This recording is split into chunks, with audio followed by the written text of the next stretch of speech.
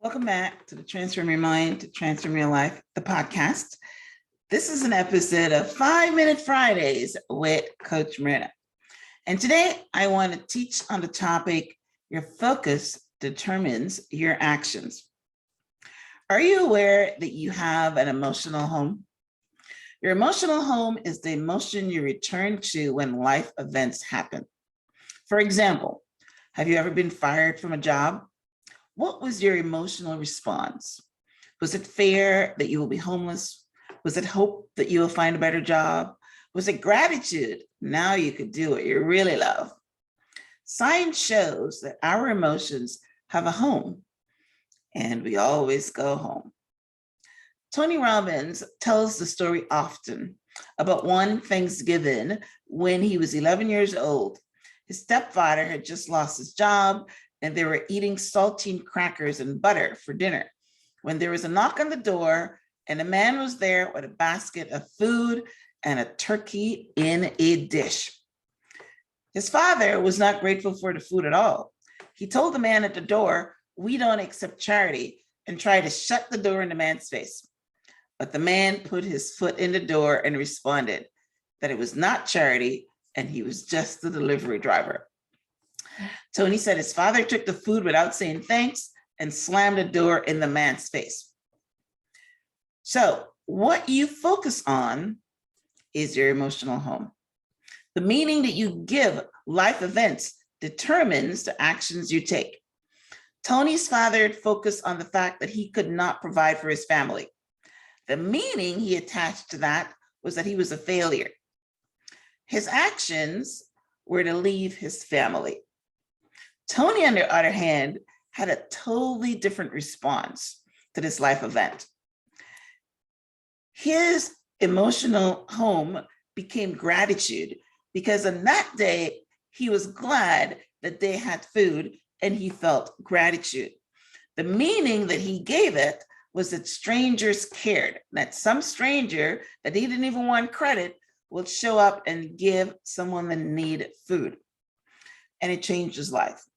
The action he did was to pay it forward. And at 17 years old, started his organization called Feeding America. And they're en route right now to feed 1 billion families. So that is the importance of your emotional home. Many of you are listening had events that happened in your childhood that shaped who you would become as an adult and formed your emotional home. Say, for example, were you sexually molested as a child? Were you bullied in school because you wore hand-me-downs and your shoes had holes in them? Did your parents favor your siblings? In every one of these scenarios, you focused on the situation. You probably give it the meaning that you were worthless or unlovable. And what actions did you take? Did you become sexually promiscuous? Did you sleep with boys to get money to buy stuff? Did you hate your parents or siblings, right?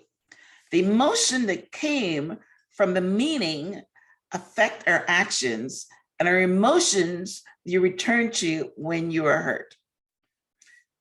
Let me help you to change that narrative.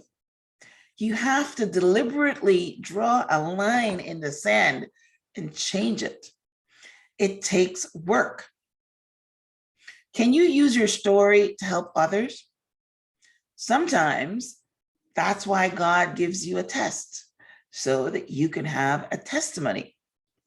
If you take control of your mind by making better decisions, sometimes the worst experiences in your life turn out to be the best teachers. And like I mentioned, your testimony. All right, well, listen, thanks for tuning in to this week's episode of 5-Minute Fridays with Coach Myrna. I hope that you were inspired to become aware of your emotional home.